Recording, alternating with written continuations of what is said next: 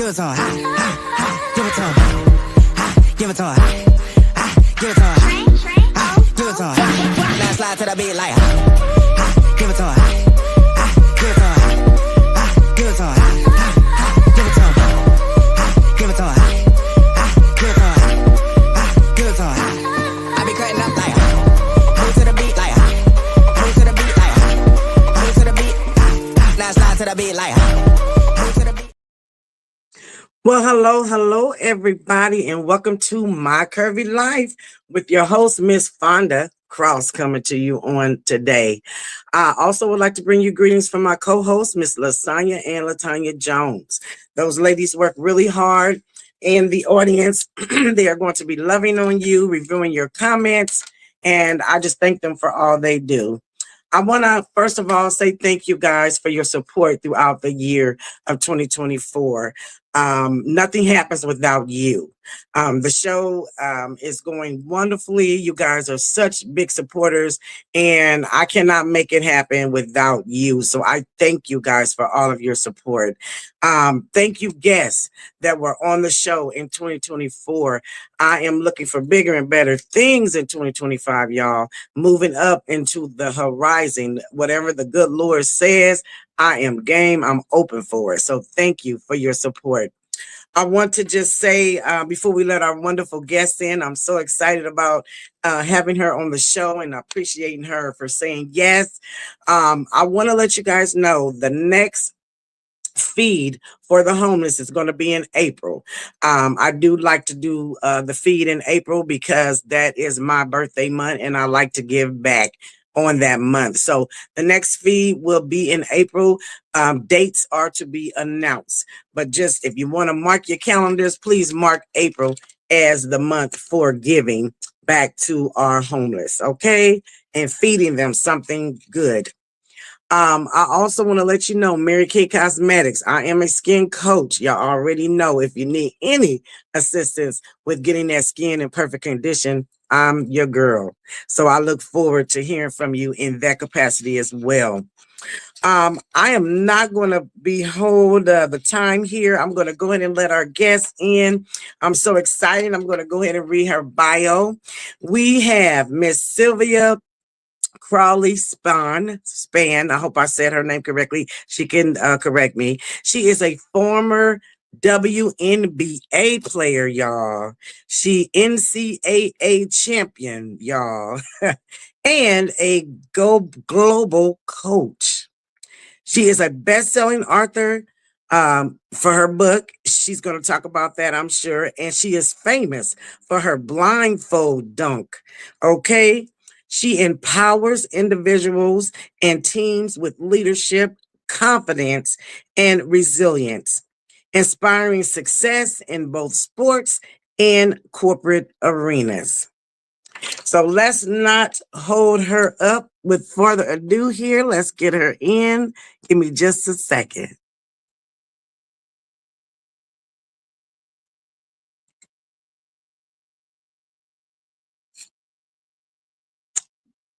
Hello.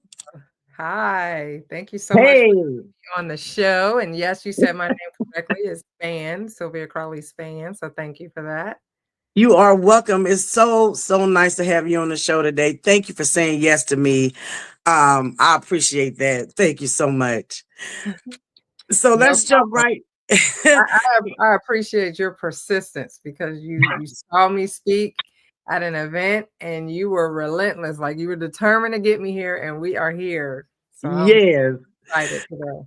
I definitely enjoyed that event.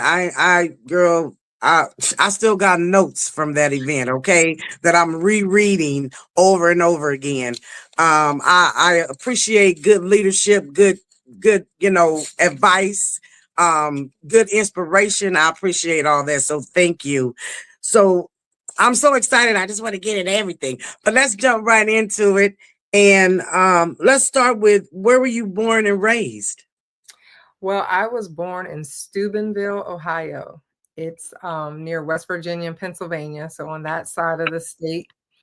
And I was raised in a city that was like a true village. So I grew up on Sherman Avenue was the name of my street, and every parental figure on that street was allowed to parent me. They had the green light to spank me, call my mom, they could discipline me, and then when I got home, I got disciplined again, so discipline was double for me everywhere I went. I also had teachers that were eyes and ears for my parents. So I just had a village wrapped all the way around me to make sure that I was doing what I was supposed to do and that I wasn't acting out of character or a bad reflection of my family. And so, as a kid, that was annoying because I felt like, dang, y'all all in my business. But as an Right. adult, yeah, as an adult, I'm super grateful because I was a mischievous kid, and I was a hyperactive kind of kid. They didn't have all these little labels that they give kids now, but I probably would have been put in a box of like ADHD as a kid. I just had lots of energy.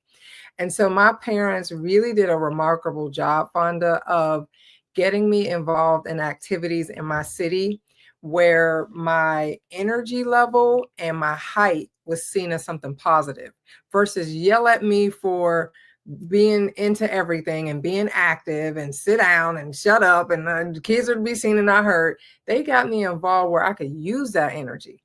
And they knew I was going to be tall. So I went to school when I was 4 years old. I went to school early. I passed the test. Wow.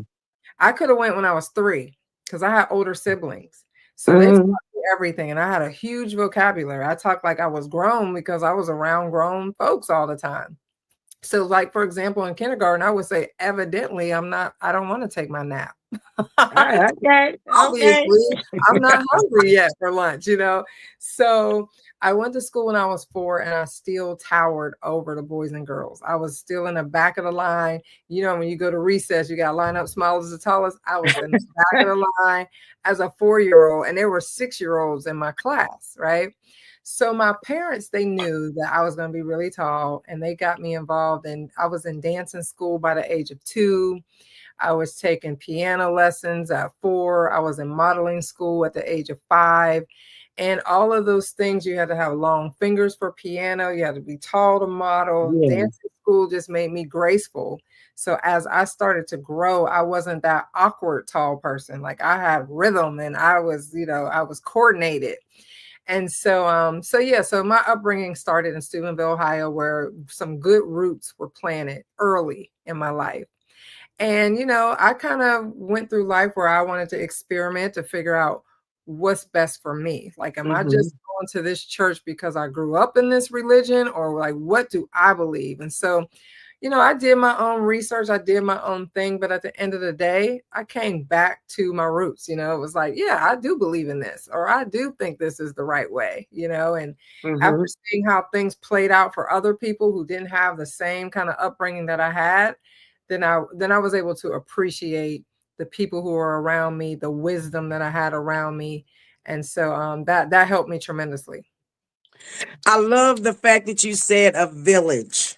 You grew up with a village where everybody kind of had a say so in your upbringing and teaching you and helping you and telling on you. If you misbehave. Um, so growing up in that aspect, when did you realize that you had something special as far as your sportsmanship with basketball? When did you realize that? First of all, I didn't realize I was tall. On my street, we had there was so many kids on my street, right? And there Uh-huh. were kids that were like small. We had like my brother, we were raised as brother and sister, but he was diagnosed as a dwarf, right? He had to take hormone pills to grow. We had a little boy in our neighborhood that was deaf and couldn't hear. So everybody learned sign language. And then I was tall. We had a special needs girl across the street. So we had a variety of all kinds of people on our block, and we all accepted each other, right? It was like it was no big deal that I was like towering over everybody. That's just who I was. That's how I was made. So when I got Mhm. to school, I didn't even realize I was tall. I mean, I was just blessed to have friends that right on my block that, didn't pick on me and didn't tease me for being Right. tall. I just was Sylvia, right? And so It wasn't until I started going to like dances, school dances, like the ball or the prom, and I had to wear heels. And that's when I realized, like, wow, I am towering over everybody. But in terms of sports, I didn't really realize the talent that I had until I started being heavily recruited. And this was by maybe my junior year in high school. Mm-hmm. What happened was I went to camp. I went to a summer camp my sophomore year, at the end of my sophomore year.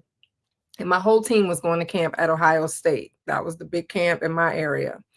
And at this camp, I couldn't get a rebound. I couldn't block a shot. Like, there were girls my height, bigger, stronger than me. And prior to that, being tall had made me lazy. I felt like I didn't have to work hard. But at this camp, there were other girls my height who were better and stronger and faster than me. And that was the best thing that could ever happen to me. It was a wake up. Competition. Yeah, it was like, listen, I'm not good. I'm not good at all. These girls are good, you know. But I just needed to get out of my little city, you know, and go to the state camp. This was the Ohio State camp, was people from all over the state. So I got exposed, right? And so I went home, and when I got home, they wrote a letter and they said, "Thank you for coming to our camp. We think you have potential to play collegiately someday. Can you fill out this questionnaire?" And I was like, whoa. They think I could play in college? Now, prior to that, my mom had sat me down and she was like, look, you need a plan, because we put your brother and your sister through school and we ain't got not one red dime saved for you. One red cent saved for you, right? So you need to come up with a plan. I was like, I'm an 8th grader. What do you mean a plan? Like, I'm a kid. Right. So when they wrote that letter saying they thought I could play collegiately, I was like, oh, this is going to be my plan. So I went to my mom and said, Mom, look at this letter that they wrote me. I said, I think I want to get a basketball scholarship, and that's going to be my plan. She said, okay, well, go to school, tell your coaches what your plan is, and ask them to help you. So that was the first thing. Ask for mentorship. So I went to school and I told my coaches, I said, the Ohio State wrote me this letter and they told me to fill out this questionnaire so that they could recruit me. And I want to get a basketball scholarship. And they said, well, it's going to take a lot of work. We got to change your shot. You don't want to bend your knees on defense like we told you. I said, I'm going to bend my camp. I couldn't play defense because my knees weren't bent. So I really had to like be coachable and listen and let them mentor me and pour into me. And they did just that. And they held me accountable to what I said I wanted. And there were times where it got hard. And they were like, I thought you said you wanted to get a scholarship. And I'm like, they keep throwing that in my face. But that's what I said I wanted, you know, but I didn't want to go through the process that it took to get what my mouth was saying. You know, a lot of young people say, I want to be famous and I want to be the best and I want to be, but yeah, it takes a lot to do that. Hard work. It takes a lot of hard work, and we have no idea what it takes to get there. But they were able to push me beyond what I thought I could be pushed. And by my junior year, I was being recruited by over 250 schools. Oh my God. Our mailbox would be jam-packed. I mean, they would just shove these letters in there that my mom was like, we're gonna have to get another mailbox just for Sylvia because she's getting all the letters. I'm talking Ivy League schools where I was not a 4.0 student. So I'm like, but they were willing to admit me in these schools so that I could play basketball. So my mom was like, listen, these schools are wanting her to take college prep AP courses in order to be admitted. Whereas at my school, you had to be in an honors program to take those classes. So my mom said, listen, all of these schools are recruiting my daughter and she can't get in. The devil is a lie. I need y'all to let her in these classes. And so they said, Miss Crowley, normally it's just our honors student. She said, well, put her in honors then. So when school started, she said, I want you sitting up front too, because these kids been together since 6th grade. And now you're in high school and they've been pushing them along all this time. So you got to play catch up in these classes. So sit in front where you can pay attention because those kids are smart. So school started. I was right up front with my back straight and kids were looking at me like, who is this person? Well, I'm taking AP courses with you guys. And so as I started to be recruited, schools started coming to watch me play at my high school. They never once asked how many points I scored, how many rebounds I averaged. They already knew that. they were asking stuff on that I didn't even think they were going to ask. They wanted to know how many times I have been sent to detention, how many times I have been expelled from school. They wanted to know my attendance record. Was I every Monday, was I mysteriously sick and having my mom call me out of school, or was I in school every day? Thank God I had perfect attendance in high school.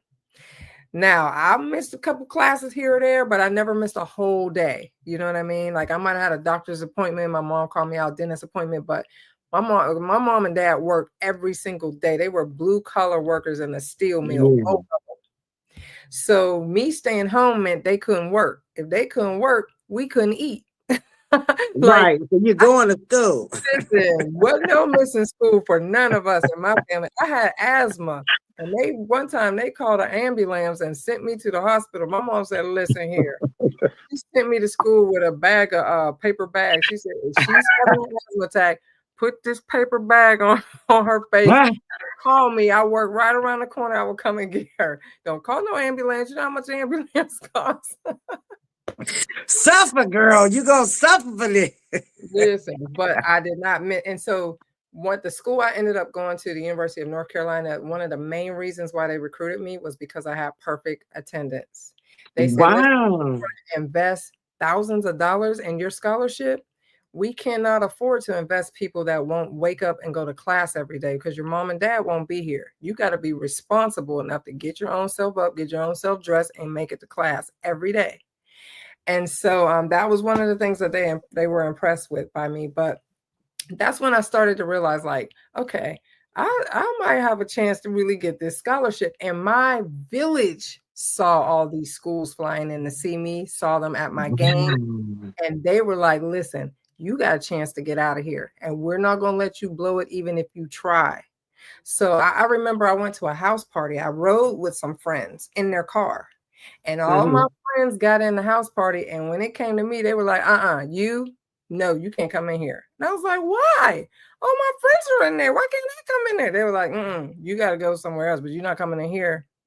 And I was like, "But I rode with them. Like, how am I going to get home?" "I don't call your mom." I was like, They didn't let you in the party. they didn't let me in that party because they felt like there was something in that party that I didn't need to be involved with. There were They were times good. a fight was going to break out around our school down the street, and all the kids would be rushing to see the fight. And we're in the hallway. We just running out after school. My coach would be there, and my locker was right beside my coach's classroom. So he saw a pack of kids running, and I'm tall, so you could spot me out miles away, right? I'm sticking out like a sore thumb. He grabbed me Right. on my shoulder, like, "Where you going?" I'm like, I was going down the street. No. You know, we got our rival team we play tomorrow. If you go down there and get caught up in that fight, you're not going to play. You're going to get sent to detention. And you know our rules. You get sent to detention, you're not playing. So I had to just back on out. You know what I mean? Like, I couldn't follow the crowd. I had to They saw something in you. They saw something in you and they wanted something for you. So they were pushing that you were going to do the right thing. And they was going to help you do the right thing. And so this happens so much, Fonda, that I resented it at the time. Like I just couldn't understand. And my mom would say, like, "You're a leader. You can't do what the other kids are doing." And I just wanted to be a kid. I just wanted to, goof off and do what everybody else was doing. But I was like, there was a certain, like, it was almost like my mom was saying, "To whom much is given, much is required." Yes. So I felt like, why do I have to be the responsible one? Why do I always have to, she's like, "You can't cut the line." Like, I have friends that would cut the line and get to the front of the line. She's like, "You can't cut the line as big as you are. They're going to see you. You got to get to the back of the line." Kids steal bubble gum out the store. She's like, "You can't get me. I'm going to catch your tall butt every single time." Yeah. It's like I couldn't just be a kid. And so I started to resent that. So when it was time to pick a college, I said, "I'm going far. I'm going far away. So if y'all want to come visit me, y'all got to call me first." You know what I mean? Like, y'all not going to be at every game in my dorm room. And so that's why part of the reason why I chose to go all the way to the University of North Carolina. I wanted to see a different side of the country. I felt like I've been in this city my whole life. It's a whole big world out there. And if they're going to Yeah. pay for me to go to school, I'm going to go see it, you know? And so when I visited North Carolina, it was the Southern hospitality just won me over. In Ohio, if I don't know you and you don't know me, we could walk past each other in the street and not speak. But not down south, honey, they're gonna Oh, no. speak. They're gonna say, Mhm. "Hey, how are you?" And that's not like a greeting. That's a question, and they're waiting on the answer. In Ohio, we say, "Hey, how you doing? How you doing?" It's not a question. Nobody's answering that question. It's like, "How you Mhm. doing? How you doing?" That just means hi. In the South, "How are you?" And they're waiting. I'm like, "Oh, like you you waiting on an answer? Oh, I'm good. I'm fine, thank you." That Right, was so right. different for me. The sweet tea and our Southern hospitality, I was like, "Where do I sign?" Girl, I mean, don't even get me started on the sweet tea. sign me up because I'm from Ohio where you gotta put sugar in your tea. Yes, yes, So yes. it was just the warmth and just everybody was like family down there. Like you can go over anybody's house to eat, you know. And Yes. so my village saw that there was potential in me even when I didn't even see it in myself. And then my junior year, when all the schools started to recruit me and come to my school, they came to my house. They asked my neighbors, was I a good child around the neighborhood? So this Girl, thing, did they offer you a new car to come to? no, honey, that was How I But was people, that is they say sometimes when they want to get you, they'll offer you all kind of stuff to get you. You oh, know they what I'm said saying? these athletes getting paid now. They got NIL money, cost of attendance checks. They weren't paying players like that, not for girls basketball back when I played. So they offered you an education, a free education, Exactly. some free gear and some Nike tennis shoes. And that was like the highlight right there. Like, oh, I get Nike tennis shoes. I get Michael Jordan tennis shoes, sign me up. So yeah. Wow. So getting into your career, you said you were in North Carolina. Now, um, you have so many accomplishments. I want to ask like a personal question. Sometimes, like, how was your friendship development? Like, because some people only want to be cool with you because you're in the spotlight or you're getting this attention. Was it hard to have like really true friends back then, or people that you can call like a true friend? Well, I was very blessed to have a group of friends in my hometown. We call ourselves the Posse. Shout out to the Posse. All right. And my parents initially didn't understand it because they felt like a group with a name is a gang. In their mind, like she's in a gang. And I'm like, no, it's not a gang, right? We just call ourselves the Posse. They didn't put you in a gang, girl. Gang, gang. And my parents literally moved out of my city to another city called Wintersville, Ohio, because it just felt like the neighborhood was getting too bad. I'm hanging Yeah. out with a gang. You know what I mean? I'm of age to date, now. And so they were my parent. I'm the youngest of three. So I'm the baby. And so they were very, very overprotective of me during that time. And so yeah, it wasn't hard for me to make friends because we had each other, the Posse. And some of them were my cousins, or some of them were cousins Yeah. with each other. So we were all kind of related, and it was deep rooted. It was more than just friends because we're cousins too. And so when I got to college, it was kind of like either you're going to be a loyal friend, or if not, I got loyal friends at home, and as I Right. started having a little success at North Carolina, we won a national championship. So now there's new friends coming on, and I had to have a lot of discernment. I had to quickly be able to Yeah. discern if this person is in my life to date me. Is this person in my life to like really be my friend or to take advantage of me? And so after college, I played in 16 different countries. So especially abroad, if I ever met anyone, I had to have the ability to discern very quickly, like, what is this person's agenda? Are they a season, a reason, or lifetime friend? Right. And so for me, if you weren't in my life for the right reason, okay, no new friends right now. Like I've got my friends, right? Until I Right. was able to, and I have a group of friends that I made in college and in high school. So, when you have a certain level of success, it is hard to know who you can trust, who you can't Yeah. trust, you know? Yeah. And so the good thing is that I have friends who knew me before any of this ever happened. Like when I just was playing red light, green light, running down the street, and they're still in my life to this very day. We're still very connected. We're intentional about being connected. And it gets hard, as you grow. Like some of them have had children, some of them are grandparents, some of them have had job changes. We've moved to different cities, different Hmm. even. Hmm. And so you evolve and you grow. And what keeps us connected, really, the biggest thing was the bond that we had when we were in high school.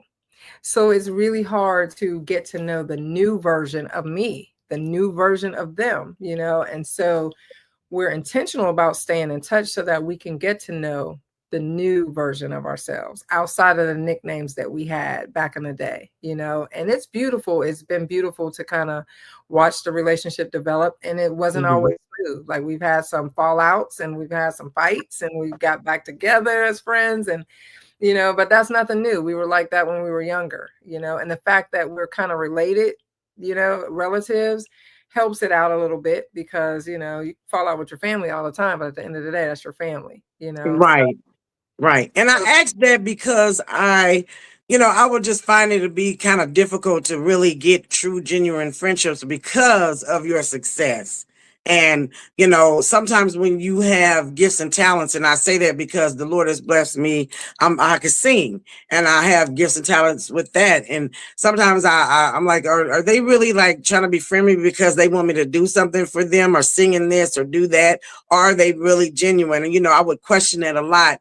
And so, with you being in the success arena, I was just wondering if, people would be really genuine with you, or if it was a lot of, just wanting to get in with you because, um, yeah, with but you going to, I will I'm say good. this, Wanda, people Mhm. show you who they are.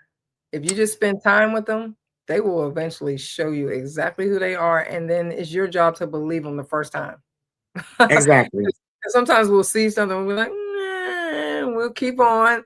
And then to the point where we get hurt. And then when we look Yeah. back, we're like, you know what? I saw that. I saw that and I didn't want to believe it. So I think I've got a good handle on that now. Yeah, It's, giving the it's benefit of the doubt is what I call, I'll be giving them the benefit of the doubt that they're going to, but like you said, and I'm at that point being in my older age that once somebody show you who they are, girl, I believe them. I'll be like, okay, I got you. You know Mhm. what I'm saying? And my Now, sister, my okay, sister go ahead. really helped me with this. She wrote a Mhm. book with a bunch of her friends, and it was called I can't remember the name of the book, but it talked about how you got to know who's on stage with you, who's in the audience, and who's in the balcony of your arena. And the arena is your life. Oh, So there's some okay. people who are on stage, like they are backstage behind the curtain, and they are helping you recite your lines. Even if you forget it, they're like, "I said that." They're whispering the lines so that you can win and be successful, right? And then Mm-hmm. and those are your closest friends. They want you to win. They celebrate your wins. And then there are people who are like on the front row in the VIP section. So they're not on stage, but they're in the crowd and they're cheering for you. They really want the best for you. And they showed up. And then there are some people who they are not on stage, they're not in the front row, they belong in Mm-hmm. the balcony. They don't deserve an up and close personal look into your life. But they can be at the show and they can watch. So they Mm-hmm. follow me on Instagram and Facebook. I'm never going to block anybody, not even my enemies, because I want you to see the progress, right? um, Right. but you got to know where people sit. And some people, I realize this is the biggest lesson I learned. This is why I won't let you move on, Fonda. But Ah, realize that there's some people who need me in their lives, but they can't reciprocate the same help that I give them or the same advice that I give them. They can't help me in that same arena. You know what I mean? So I right. remain in their life for the reason that God brought me in their life to help them. But I have to make a mental note, like they can never reciprocate that. And I can't be mad at them, hold that against them. They just don't have the capacity to do that. Not at this stage Right. of their life. Now they can grow into another space in time, but in this moment in time, this is where I have to categorize this person, and when you do that, that helps protect your heart. That helps you, you know what I mean? So you're not bitter because you helped them, but they're not helping you, or you promoted their stuff, you shared their stuff, but they didn't share your stuff. Like they don't have the audience that you have.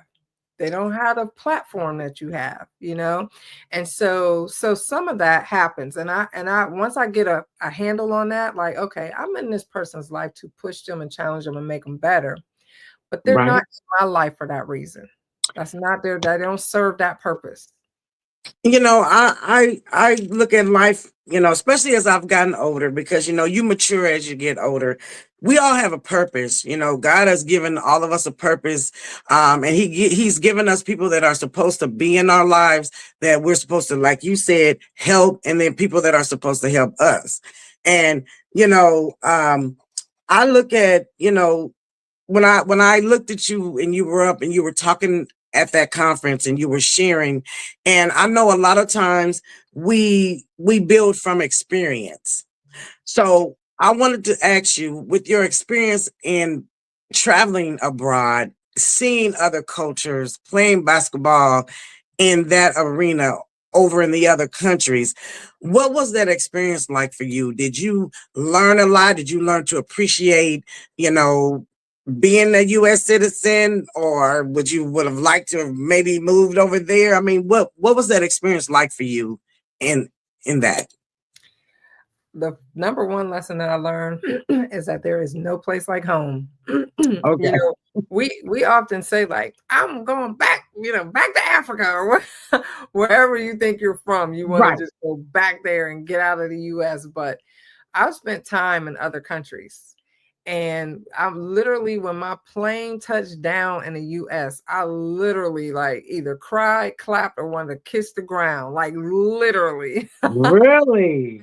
I would live in these countries sometimes for like 8 months or 10 months, So this wasn't like a month trip where it's all tourists, you get to see all the tourist sites. Mm-hmm. No, I was like ordering at restaurants, and I was going to the grocery store where they held up a rack of meat, and I had to be able to pronounce in their language whether I want the breast, the leg, the thigh, of that meat.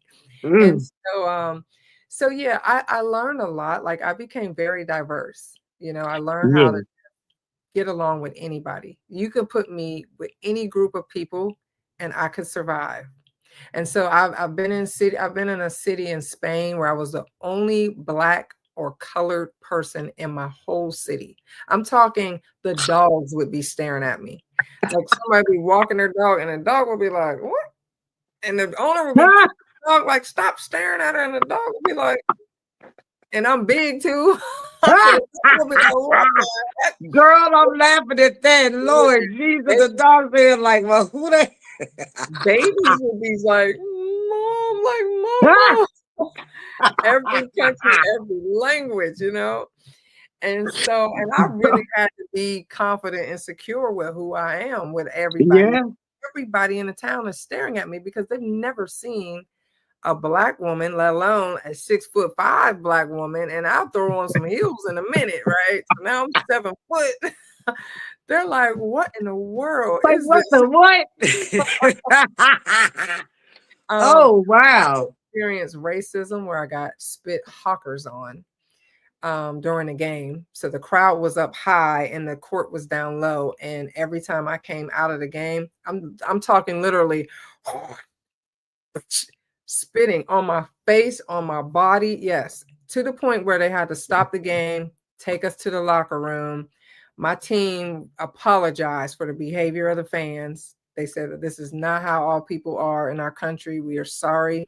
And they gave me the choice. They said, do you want to finish the game or not? If you don't, we will all stand with you and we will leave in the middle of the game. And I was like, well, can we reschedule this game at our place? And they're like, no, it just will be like a forfeit. but they were willing to do that. I said, no, we're going to play the game, but I don't want those people spitting on me no more. So security came in and surrounded the court. We finished the game. My teammates huddled around me as we walked to the locker room so no one would spit on me. Yeah, I'll face stuff like that. In Italy, I played for a team that was mafia owned, and the head mafia guy loved dark-skinned Black women with red lipstick. So my interpreter would say, the owner is going to pick you up at 6 o'clock for a banquet. You must wear a black dress, and oh yes, don't forget the red lipstick. Like, what? Red lipstick for what? And girl, for real? Yes, he took me everywhere with him. I would be in this private plane. I would be like, I have practice right now, right? He's like, oh, don't worry about it. When they pass you the ball, just shoot it. I was like, okay, I can do that. I've played in Korea where I played on a championship team. So we got a new bus. Every championship team gets a new bus for their team. And I had to be outside early for the bus ceremony. And so this is after practice. I'm showering and they're rushing me with my shower. I'm like, can y'all give me 15 minutes to get dressed? Like it takes me time, Right. So out there, child, there was a pig's head on the dashboard of the bus with his eyes open and a snout just looking at me. And they wanted me to rub these, it was like somebody's bracelet, but it was, had to rub these beads and chant and bow to this pig while I said this chant. I said, I'm not doing that. They said, no, you must do that so we'll have safe travels. I said, listen, I'm not bowing to no pig. That's against my religious beliefs. They were like, well, they're like, just bow and just say something so you can get on the bus. I said, no, y'all could throw me in the fiery furnace with the 3 Hebrew boys if you want. I'm not bowing to no pig. So I get on the bus and my agent called me. She said, Sylvia, what are you doing? They called me. They don't want you there anymore. I was like, I'm not bowing to no pig. I don't care. She said, Sylvia, you better ball out in this game that you're going to. I need 25 points and 25 rebounds, and you better pray that bus don't break down. I was like, dear Heavenly Father. Girl, wait a minute, though. Really? Yes. Oh, my God. And so when it comes down now to pricing what I do, because I really struggle with that. Like I do, you saw me speaking. So I do public speaking all the time. Yeah. And when people ask me my fee, I really used to struggle with how much to charge people until I had someone ask me, she said, what does it cost to be you? She said, you can't think about how much time it costs to make whatever, or if you are consulting, somebody calls you and they want help with their life plan. She said, it costs to be you, Sylvia, and you can't do this stuff for free. And so she said, when you were overseas, let me ask you this. You said you played in 16 different countries. How many funerals did you miss while you were over there? And I said, what? A lot. She said, how many weddings did you miss while you were over there? I said, yeah, I missed some weddings. She said, how many birthday parties of your niece did you miss? I was like, yeah, I was out of commission. She said, how many family reunions did you not get to go to because you were playing basketball? It costs you. And so while the rest of your family is dealing with a funeral and they're all grieving together, you're abroad navigating grieving by yourself. It costs to be you. And so no longer does anybody get to call you for 1 hour of your time and pay nothing, because it took you 52 years to learn what you've learned, the knowledge and wisdom that you have. Nobody can just call you and pick your brain for free and it costs you. That's not fair. And so once I really got a grasp of that, like, Fonda, you paid for this podcast, right? I did. And you were like, wait a minute, I'm trying to book on your calendar, but it's making me, PayPal was coming up. Girl, I paid twice by accident. I was like, Lord, I need my other money back. Oh no, you paid twice. I can give you a refund. But no, they gave it to me. it costs for me to, like, I take care of my octogenarian parents. They're in their 80s. Yeah. And so time they can never get back. So my mom was waiting on this podcast to end so I could take her to get a new car. She wants the car shop. But there's time, the time that I spent away from them is time that they'll never get back. Those are precious memories. So yeah, it costs to be me. And so I used to just do all these calls, and people be in my LinkedIn inbox like crazy. Can you meet? I You want to bet. chat? You want to do a coffee chat? I'm like, yeah, here's my link. It's going to cost because I can't do this all day long. And I look up, my day is gone. I ain't made a dime. Like I got responsibilities. And Right. so once I got a hold of that, because being overseas abroad, I was out of commission and I missed a lot of things, a lot of activities. And we didn't have the internet back then, thank God. Yeah. Thank Yeah. God. That's Because then I true. would see all the stuff like Thanksgiving. If you're overseas right now, like these current players, they're Right. overseas during Thanksgiving. And all we doing is posting all our food and cooking our collard greens and all the stuff that's on social media. And they over there homesick because they can't eat collard greens and they can't have candy yams and peach cobblers and all the bad foods that we're eating. And then Christmas, some of them don't get to come home for Christmas even. And so people open up their gifts and people getting engaged on Christmas and a lot of people lose loved ones during the holidays, but they're overseas and they're dealing with that on their own. Right. And so Right. it's a hard life. It's a good life. I Um, made a lot of money. I met a lot of people. So I don't want to just make it all negative because I experienced a lot of stuff. I learned how to speak 4 different languages. I've met people from the Pope to Muhammad Ali. I met him in Germany. I met Louis oh. Farrakhan in Germany. Both of them were in the airport and I like literally shook their hand. Like that was one of my highlights. Like Oh Muhammad wow. Yes. so along my travels, I met some incredible people, and God has given me unbelievable favor to like dignitaries in these countries, like the head president of my team is like flying me around in his private plane, taking me to Sicily. So it was an incredible journey, but it Wow. cost me a lot too. I can imagine. So I gotta say this though. I did have someone invest in me for this.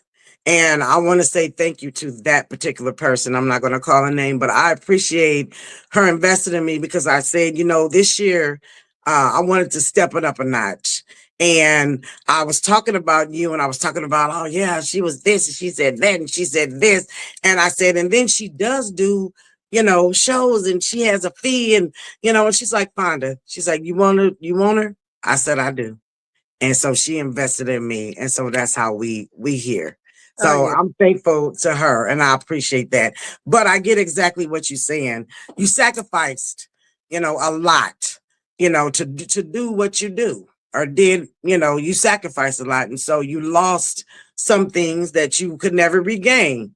Mhm. But you know, what I appreciated about you most is that, you gave glory and honor to God for the things that you had achieved in your life at that conference.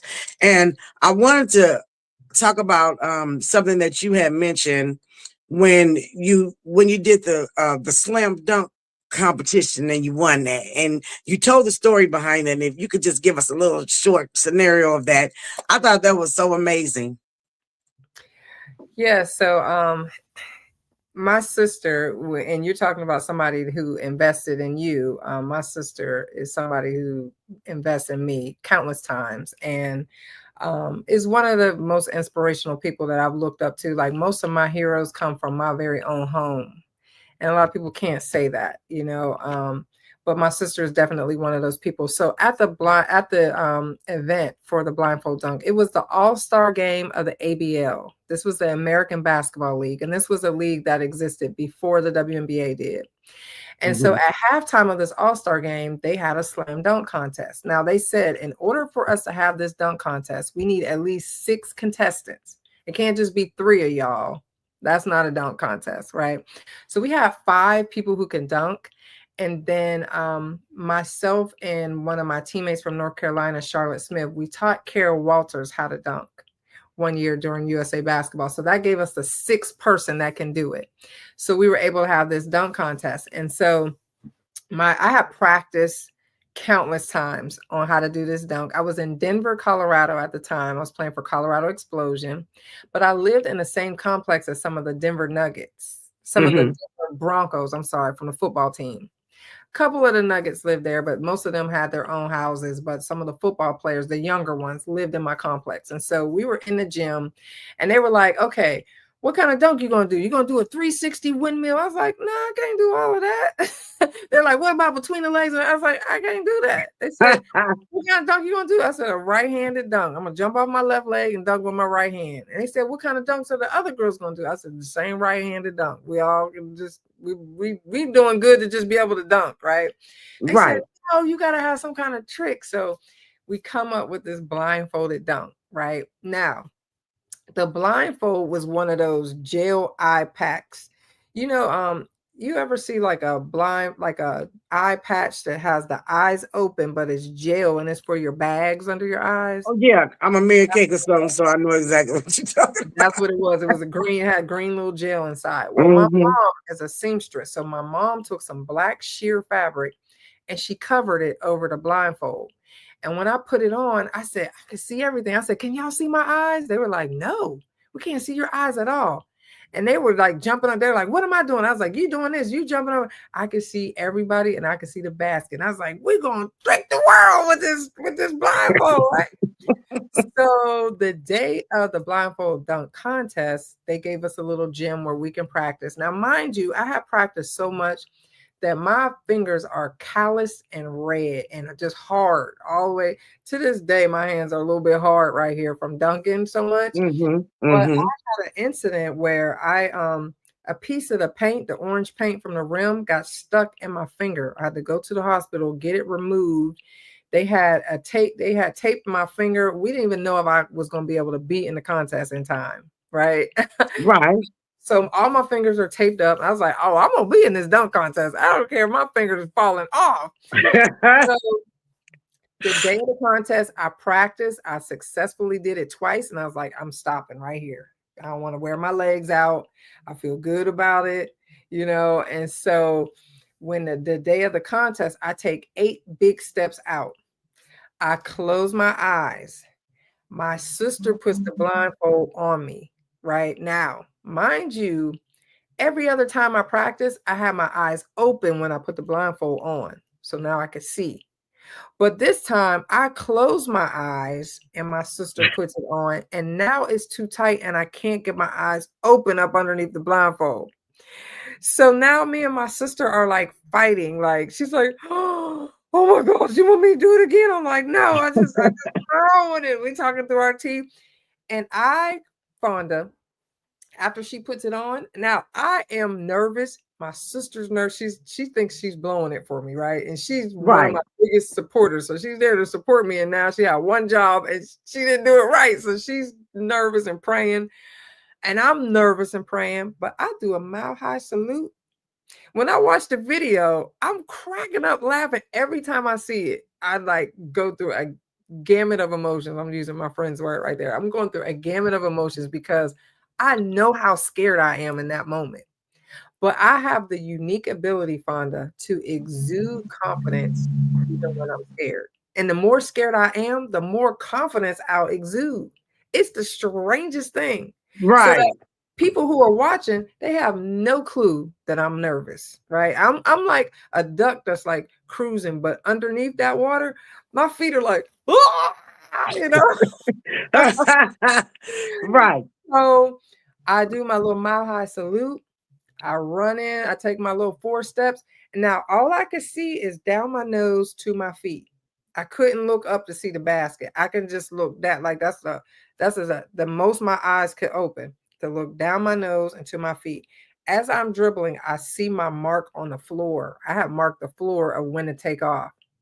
Gotcha. See my little mark and I'm like, oh, there's my mark. And I take off 2 steps and I'm praying that I'm near this basket. I'm like, dear Heavenly Father, please.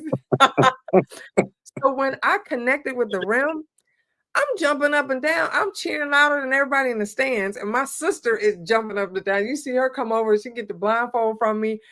We're just like, oh my gosh, I can't believe this happened.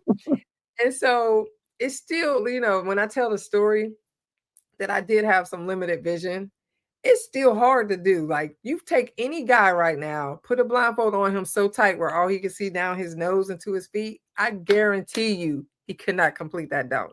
It was nothing Wow. of God, really. Like, God was shining on me that day. Yes, he was. I love that story. I was like, oh my God. Thank you. Thank you for telling that story.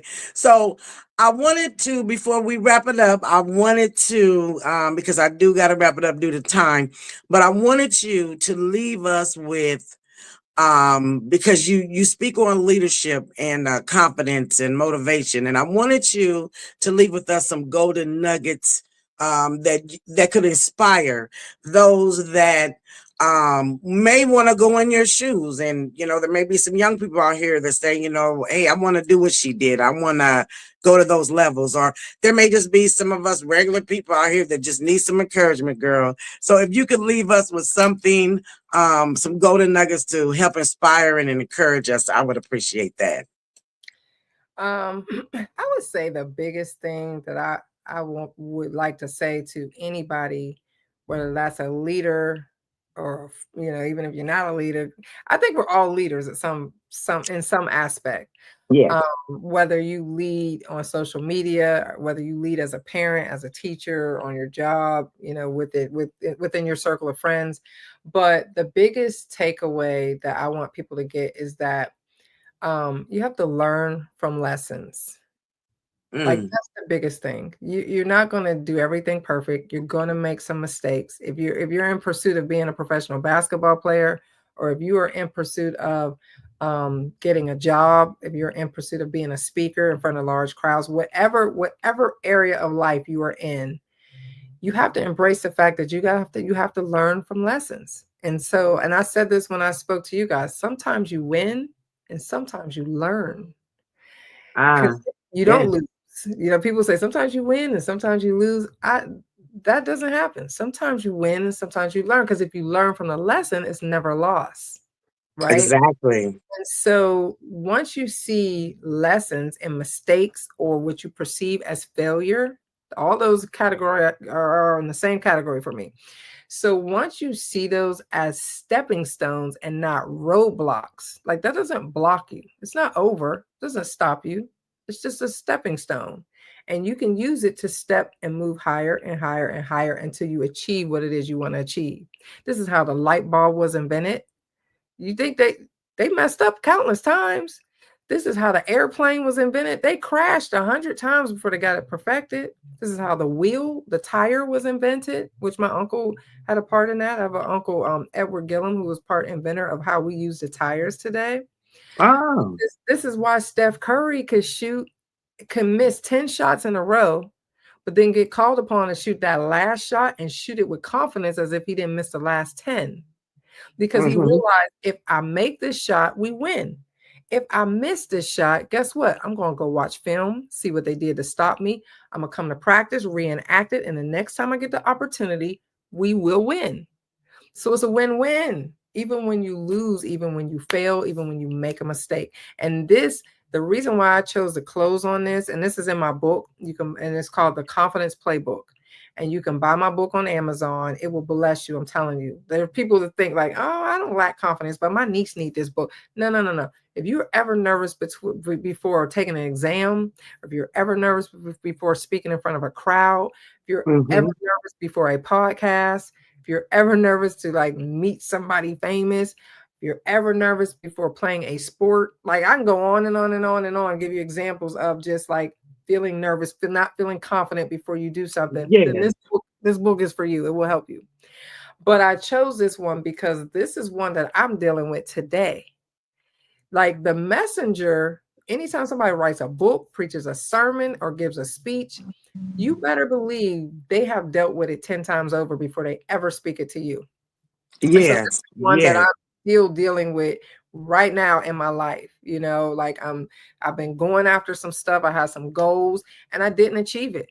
And for me, that's hard because I'm very accomplished. Like I've won the national championships. I won the gold medals. I win. All I do is win in my mind. So when I All I don't do is win, win. when I don't win, I'm like, what happened? I did Yeah, this. I got my little formula, but it's like, it's a lesson. And so I have to sit down and say, okay, Sylvia, what is the lesson that God is trying to show you right now? Like, you got to just put your big girl panties on and look at it, really look at it. And how can you learn from this? What's 3 things that you learned from not getting or accomplishing what you sought after, right? And then if you learn the lesson, you can put it together the next time you do it, you're going to get that part right. And so gotcha. when you Hmm. embrace this, it eliminates the fear of failure. It eliminates that. Some people won't even try because they're afraid they might fail. So they don't want to put their full self out there. They don't want to believe wholeheartedly. It's like, I'm a ask, but you probably gonna say no. And if you say no, it's okay. No, don't do that. Don't make that an option. Like, wholeheartedly believe that it's gonna happen. And don't, so that Exactly. some people want to be like, well, I kind of knew it wasn't gonna happen. So they can save face, protect their heart. No, put it all out there. Do everything you know to do. Believe with your whole heart that it's going to happen. Have faith. You know what I mean? And if it doesn't happen, we're going to deal with that when it comes. You know what I mean? Like, maybe it wasn't meant for you. Maybe you dodged a bullet. You know, maybe God got something better for you. You know what I mean? Like, you just got to Maybe timing wasn't right. you gotta I look at the believe. brighter side of it and not try to protect your heart. And that's something that I deal with quite often, quite often. But at the end of the day, if I don't quit, I normally will get what I'm trying to get. And so learn from lessons. And when you do that, that breeds confidence. That will give you the Yeah, confidence to try again because you know it's just a lesson. Sometimes you win, sometimes you learn. And I learned this time, but I'm going to keep learning until I win. that's right. That's right.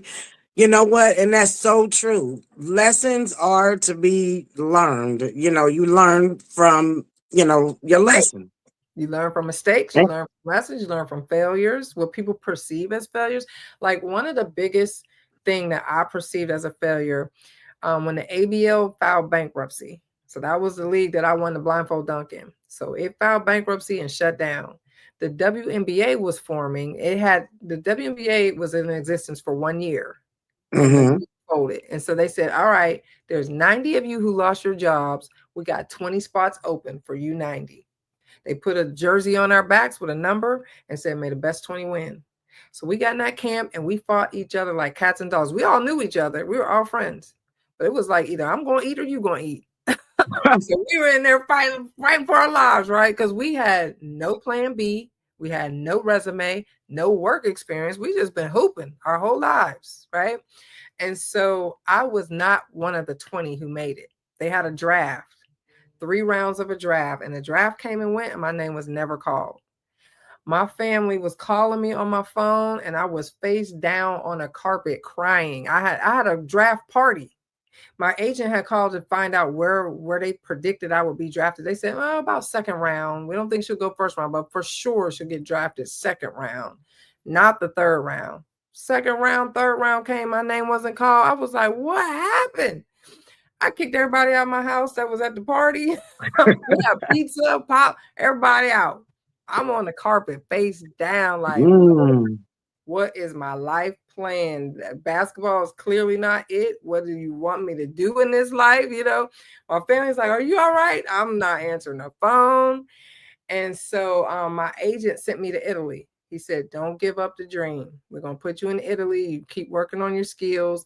The feedback that I got from coaches is that I wasn't strong enough, that I was too thin. Mm. The WNBA was a more physical game and they didn't think I could make it. And so I needed to get stronger.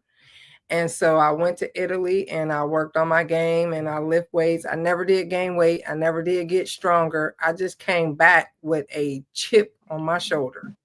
Like, I'm going to make this, give me a shot. And I'm going to prove to y'all, If you could do it. I changed agents is what happened. I met an agent overseas and she was like, what are you doing over here? You should be playing in the league. She's like, who's your agent? They're not connected enough. You got to know somebody. You can't just have somebody who represents people in the NFL or Major Baseball League. Like, you have to know people in the WNBA. And she was like, I know the player personnel. So she got me invited to a training camp in Portland because that's where she was from. And this was a new franchise. They were like, okay, we got no starters, so it's wide open here. And that was a blessing in disguise for me, because had I got drafted to the Sparks, Lisa Leslie was over there. You're not starting over her. That's her squad. Had I went to the Houston Comets, that's Tina Thompson's team. You ain't starting over her. She's an Olympian. Girl. And I hate to cut you off, but the system is about to cut us off, girl, in like 30 seconds. But thank you so much. I appreciate you. I wish I had a little bit more time, but I got to go with the time that they give me here. And this has been an hour. But much love to you, baby cakes. Thank you so much. I appreciate you. We're rooting for you. Shoot me the information about that book, because I want to get that book information out there. All right. Well, thank you for having so me. much. Much love. My Curvy Life thanks you. And My Curvy Life Show. Give it to her. Give it to her. Give it to her. Give it to her. Give it to her. Give it to her. Give it to her. Now slide to the beat like.